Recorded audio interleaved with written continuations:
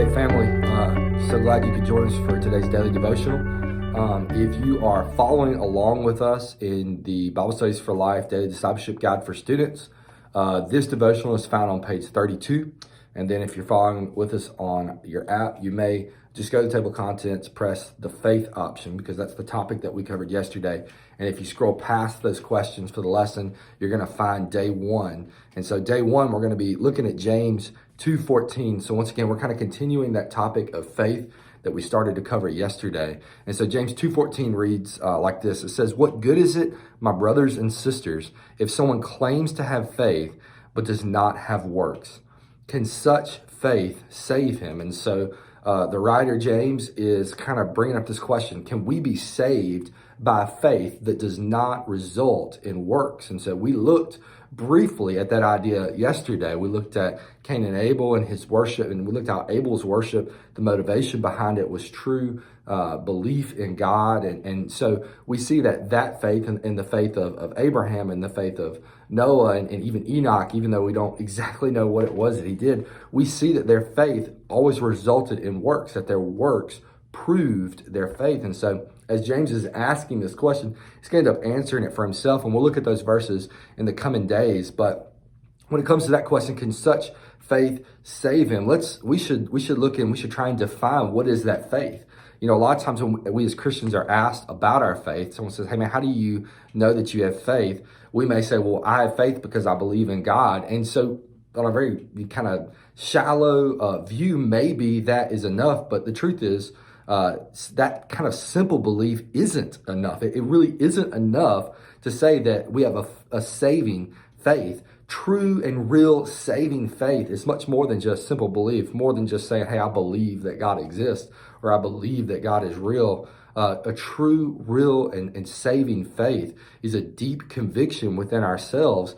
And that deep conviction is going to lead us to do more than just say, "I believe in God," or more than just attend church. It's going to lead us to work out our faith, to prove our faith with our works. That kind of simple belief is kind of like pyrite. So pyrite, fool's gold, you know, from a distance, you may look at it and say, "Man, that's really worth something." I remember a time when I was kind of doing some mining at this little attraction place, and I came across some. I thought I had really come across something that was worth it, and I was really excited. I took it to the expert there who was teaching us how to do that, and they were like, "Hey man, that's not real gold. That's fool's gold. It looks cool. You can take it home, but it's absolutely worthless." And so that faith that's based on just simple belief, right?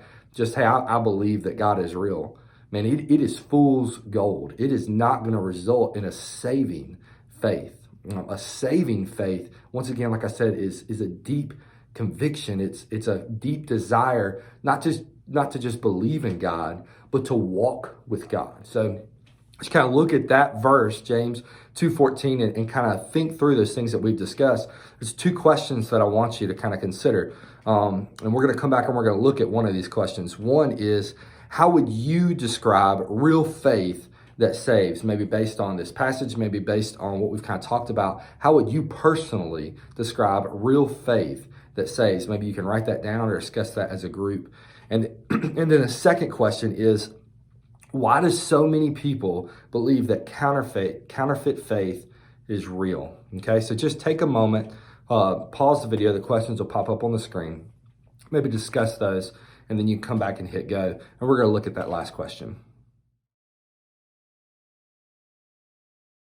So the question is, why do so many people believe that counterfeit faith is real? I think there's multiple levels to that. I don't know if there's one right answer. I think that one thing that I see and that I believe that that many in our church have seen that and we've begun to try and work in is that there's just been a lack of discipleship in many believers' lives. That the depth of our discipleship has been, "Hey man, you've been saved. We've dunked you under the water. Now go be a Christian."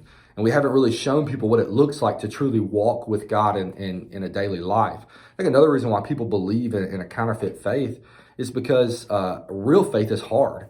And so there have been many who have said, "Hey, it's just simple belief. Just say this prayer and you're saved." And there's no follow-up. There's nothing further than that. And that's so much easier than having to really submit your life to God and really walk with Him. So I think that's one of the reasons why so many people believe that counterfeit faith is real. I hope that you will now take some time in prayer to kind of examine your own faith. Man, what does your faith look like?